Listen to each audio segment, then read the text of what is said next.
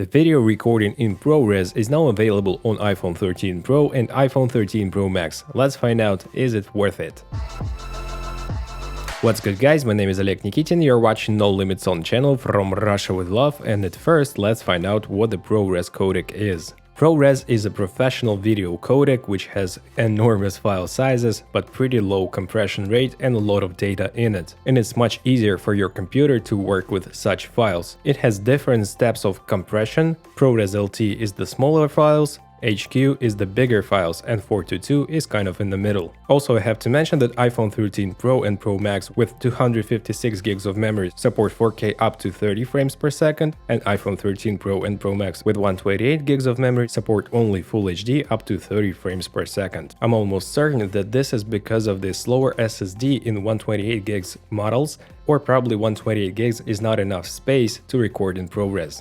I recorded the videos in ProRes with Filmic Pro app, it's a paid app, and you can store those files straight in the photo app of your iPhone. So let's compare the footage, please read my notes. I shot in ProRes LT, 422 and HQ, and also in 8-bit in maximum quality and in 10-bit in maximum quality as well.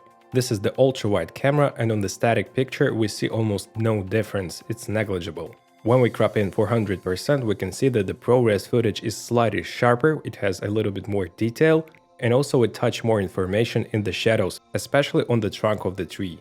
This is the corner portion of the shot, and we can see the noise reduction being applied.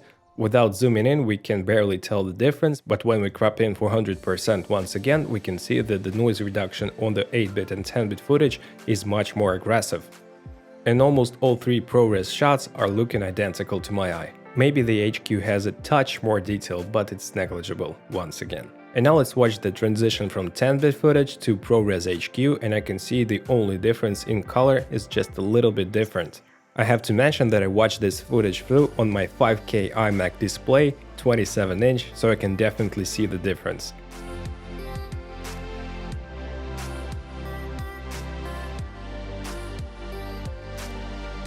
And now the transition from 8-bit footage to ProRes HQ, and we can definitely see that the highlights are being blown out on the 8-bit footage, so the ProRes and 10-bit footage is treating the highlights better.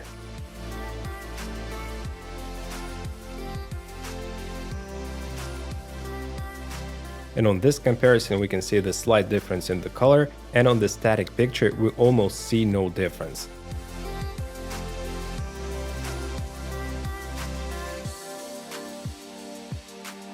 On this shot with the telephoto lens we can see almost no difference, only 8-bit footage is slightly overexposed, but I have the settings locked, and when we crop in a lot we can see that the ProRes files have a little bit more detail, and the noise reduction is not that aggressive.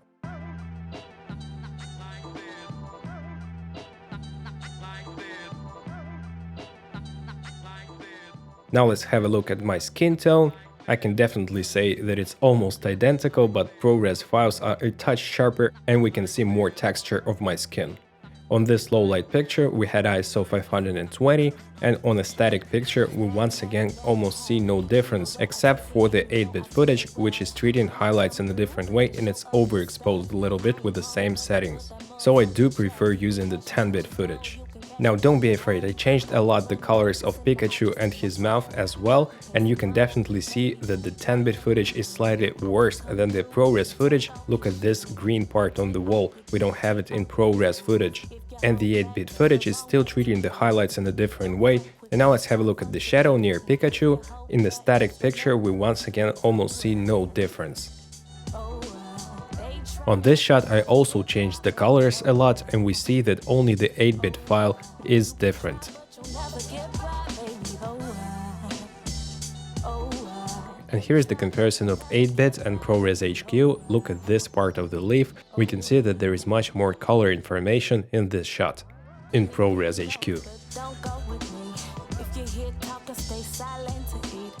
And here we can see the biggest benefit of ProRes, because it has much higher bitrate, and we can definitely see that it's much sharper on the ProRes files than on the 8-bit and 10-bit files. And we can see the artifacts from the noise reduction on the files in 8-bit and 10-bit, and it's not on par with the ProRes.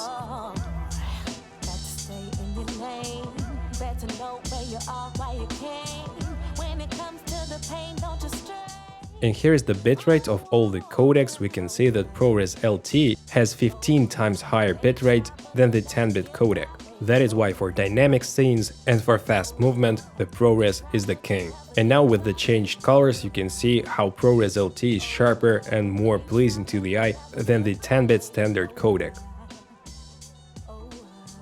And a few more nuances. It's a real pain with uploading the footage from your iPhone to computer. AirDrop and Lightning are really slow. Lightning is still USB 2.0, which is a shame. And it took me almost an hour to dump the footage from this review to my computer. And it's only a few minutes in each codec, which makes the ProRes workflow from the iPhone almost pointless for fast and efficient work. It's faster to upload a smaller 10-bit file and transcode it in your computer itself, in Final Cut Pro for instance. But you will not have the faster bitrate, and the same issues with the motion and noise reduction will appear in the transcoded media. So it's only for making your workflow faster.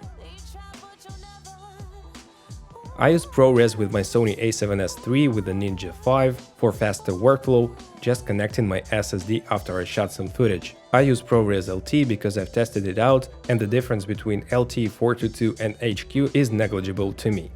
But the file sizes difference is 2x between LT and 422 and almost 4x between LT and HQ. All in all, it's better to have this option with ProRes than not to, but it's not really worth it in 80% of shooting scenarios. Only in extremely fast motion or waterfall with a ton of drops, I'd better use the ProRes Codec. So guys, please share your thoughts in the comment section below, your opinion, would you use ProRes on a regular basis? And if you did enjoy this video, please smash the like and subscribe buttons and the notifications bell. This was Oleg Nikitin, No Limits on channel from Russia with love, and I see you guys in the next video. Take care, bye.